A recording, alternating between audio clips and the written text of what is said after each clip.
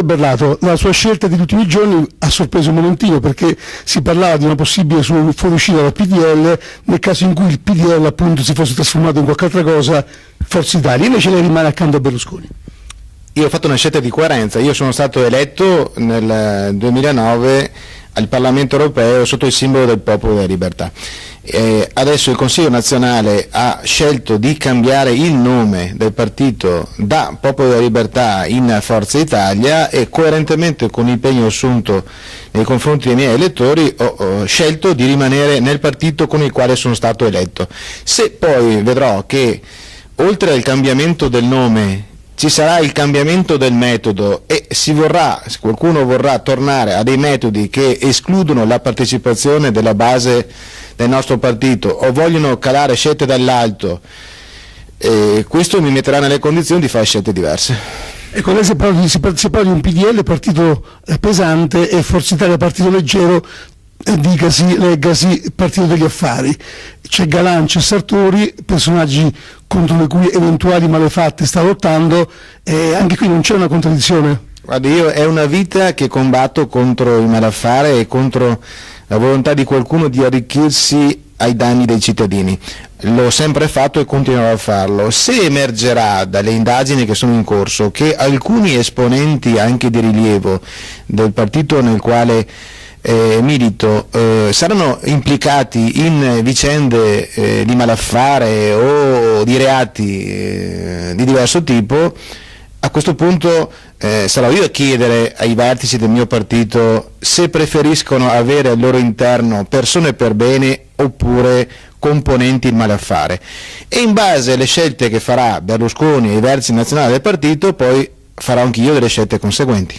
Una lettura pratica di questa sua scelta fa pensare anche a un discorso sottostante o retrostante, direi che retrostante sa un po' di...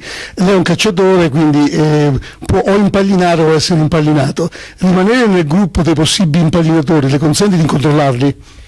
Ma guardi, innanzitutto io rimango saldamente legato alla mia base elettorale che mi ha seguito in tanti anni e che continua a seguirmi con un radicamento territoriale del quale sono orgoglioso. Con loro continuo ad avere un rapporto di stretto legame e con loro sono abituato a fare le scelte. Questo cosa comporta? Comporta il fatto che nella misura in cui dovessimo trovare incompatibilità tra il nostro modo di pensare e di agire e il modo di pensare di alcuni che sono all'interno del partito, saremo liberi veramente di fare scelte diverse. Per il momento abbiamo confermato la nostra lealtà sia a Silvio Berlusconi che al partito con il quale io sono stato eletto. Per il momento questa è la nostra scelta. Se le cose andranno come ci è stato promesso, cioè che il Popolo della Libertà prima, adesso Forza Italia, sarà un partito che cercherà di attrarre l'elettorato di centrodestra in quello che è lo spirito che già c'è in Europa come il Partito Popolare Europeo, allora noi ci sentiremo a casa nostra. Nella misura in cui invece dovessimo constatare che siamo stati presi in giro e che anziché limitarsi al cambiamento del nome del partito, ci è stato spiegato per questioni di appeal di marketing elettorale, ci è stato detto che Forza Italia riesce ad essere più attraente sotto il profilo del marketing e quindi avere anche una notevole attrazione nei confronti dell'elettorato, notevole in più rispetto a quanto non abbia il Popolo della Libertà. Ma se dovessimo constatare invece che c'è qualcuno che ha preso l'occasione o prenderà l'occasione per portare questo partito alla deriva e a un atteggiamento o metodo che noi abbiamo sempre combattuto, non avremmo dubbi sulle scelte che andremo a fare. Berlusconi è in rotta di collisione con Galliani, col Milan, poi la figlia vorrebbe Galliani fuori, lui vecchi legami lo vorrebbe dentro, è una cosa che assomiglia al rapporto Berlusconi-Galan oppure no?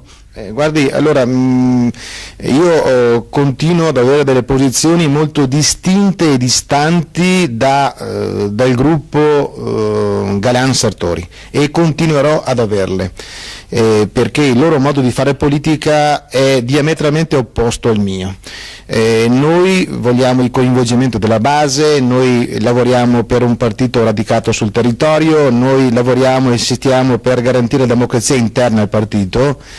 il loro concetto di politica è molto diverso dal nostro. Manteniamo queste distinzioni, pur essendo attualmente all'interno dello stesso partito. Credo che nei prossimi mesi ci saranno elementi che potranno fare chiarezza e garantire ancora maggiore distinzione tra quello che è il nostro modo di far politica e il loro modo di far politica, che noi non condividiamo. I tanti piccoli imprenditori sono rivolti a lei per essere protetti nella questione degli appalti più o meno pilotati. Saranno più forti con lei dentro Forza Italia? Saranno ancora fiduciosi nel suo operato o potranno pensare a chissà quali accordi? Guardi, io ho avuto un incarico preciso da parte di molti imprenditori che mi hanno chiesto di fare da megafono la loro voce, la loro protesta, nel chiedere che venisse fatta chiarezza sul sistema degli appalti pubblici in Veneto. Mi sono state consegnate documentazioni molto importanti e molto corpose che io ho portato pari pari, trasferito alle autorità inquirenti.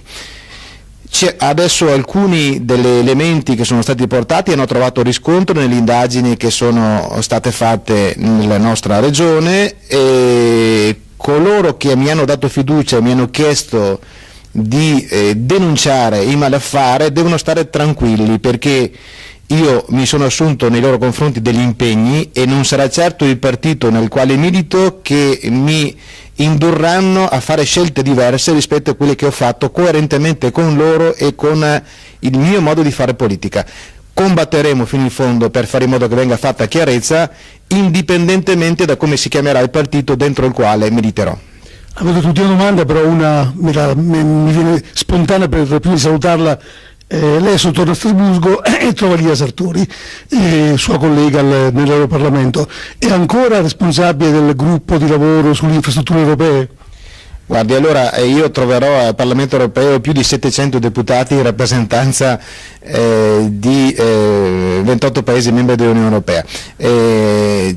Tra questi miei colleghi ci sono Lia Sartori ed altre persone che sono state elette al Parlamento europeo e che forse si ripresenteranno per chiedere il consenso per essere rieletti nel maggio prossimo. Io mi rivolgo alla mia base elettorale e a coloro ai quali ho dato la mia parola di tenere coerentemente la bussola in mano per continuare a rispettare, a combattere per difendere quei valori, quegli ideali che mi contraddistinguono e contraddistinguono tutta la comunità umana che in me fa riferimento.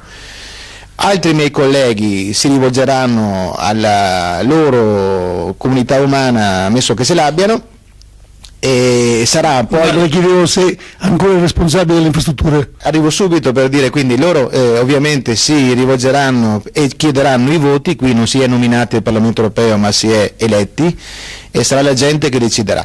L'onorevole Sartori ha un incarico importante in Europa in qualità di Presidente della Commissione e evidentemente in base all'incarico che ha, chiederà di avere sostegno da parte di coloro che hanno finora avuto con lei dei rapporti che sfoceranno, anche se riterranno opportuni, in un consenso nei confronti suoi. La base elettorale nei confronti della quale mi rivolgo io è molto diversa e molto distante rispetto alla base elettorale di Lia Sartori. Lei è in gamba e continua e torna a essere politico fino in fondo, ma la mia domanda era un po' maliziosa. Le discussioni intorno a Galan Sartori si svolgono intorno al sistema di assegnazione degli appalti per le infrastrutture. Lia Sartori è la referente delle infrastrutture europee.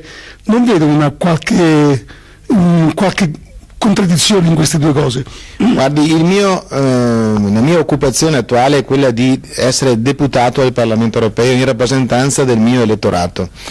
E non spetta a me né fare il magistrato né fare il carabiniere o l'ufficiale della Guardia di Finanza. Io mi sono limitato a denunciare il malaffare che emergerebbe dalla documentazione che mi è stata consegnata. Non spetta a me fare nomi di coloro che sono protagonisti del malaffare, ma spetta agli inquirenti. Rispetto il lavoro della magistratura e degli inquirenti e saranno loro a dire se esiste il malaffare e quali sono i malfattori che hanno o che avrebbero dissanguato i veneti negli ultimi 15 anni. Buon viaggio allora.